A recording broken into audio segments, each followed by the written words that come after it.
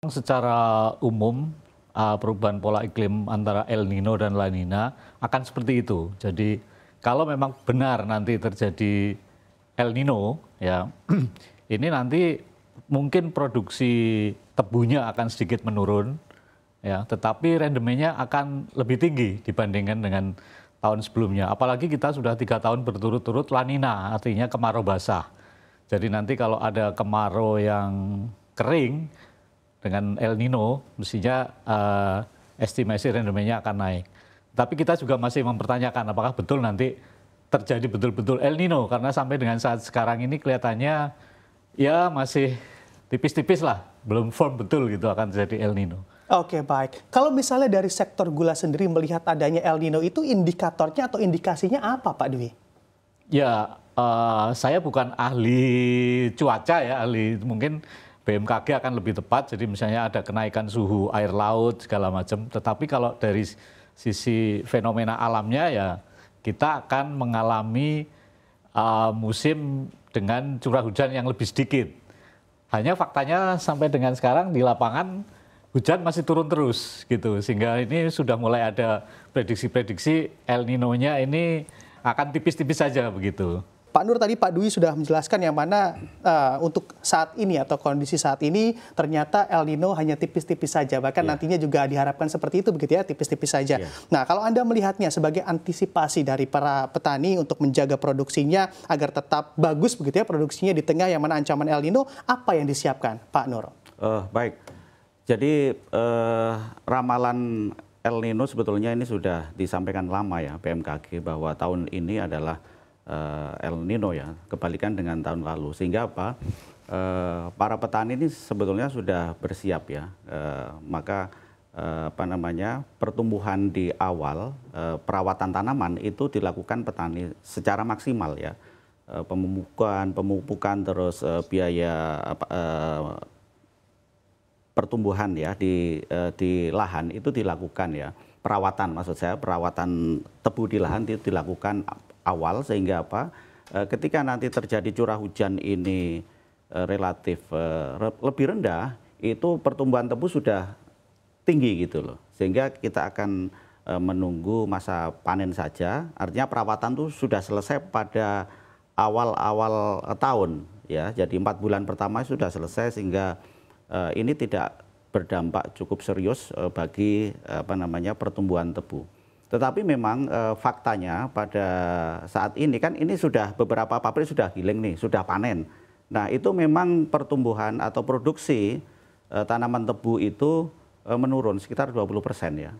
Jadi beda dengan tahun lalu ada peningkatan sekitar 20-30%, tetapi tahun ini memang kita merasakan ada penurunan produksi tebu di lahan ya. Sehingga yang rata-rata per hektar kalau tahun lalu bisa 80 sampai 100 ton, ini bisa turun ya, 70 ya, ada yang 60 ton per hektar. Jadi memang ada dampaknya ya. Nah, kembali soal perawatan tanaman, ini memang kami juga kesulitan karena pupuk ini kan mahal karena petani saat ini memakai pupuk non subsidi. Ini termasuk kendala ya.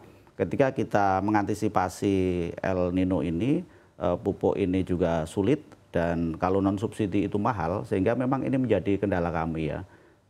Biaya perawatan ini menjadi mahal dan kenaikan biaya produksi di lahan ya, ini biaya untuk tenaga kerja itu juga naik signifikan.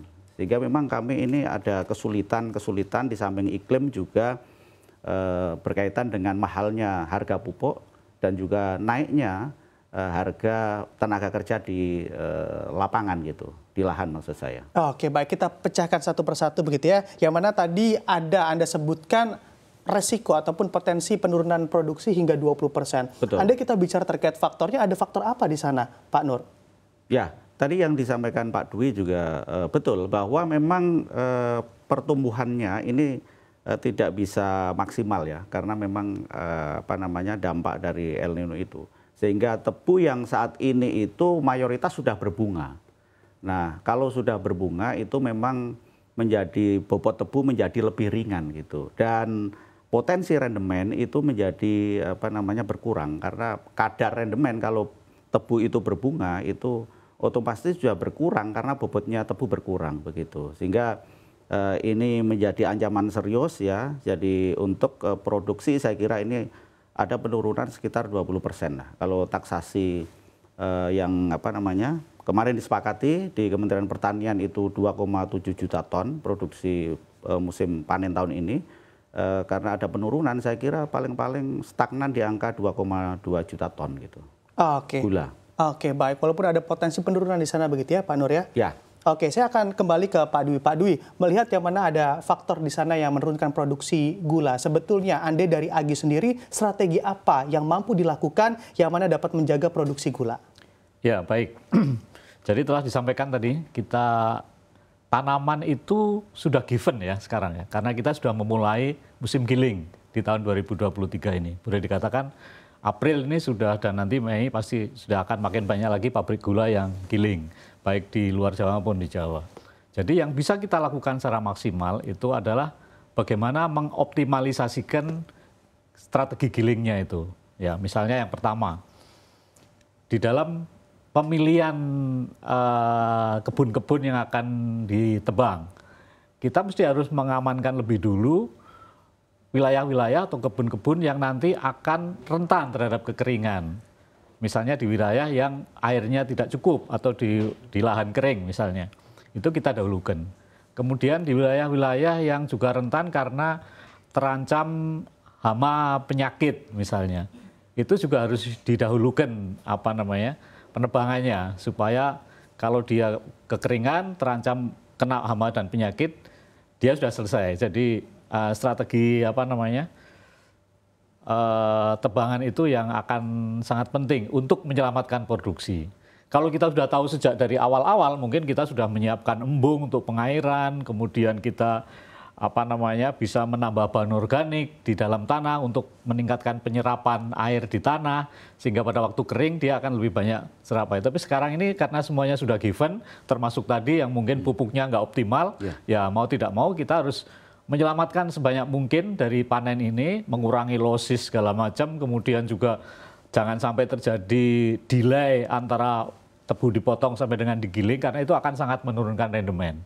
Itu strategi-strategi seperti itu yang harus kita laksanakan pada posisi kita sudah sedang mulai giling ini soalnya. Kira-kira begitulah. Oke. Kurang lebih. Oke.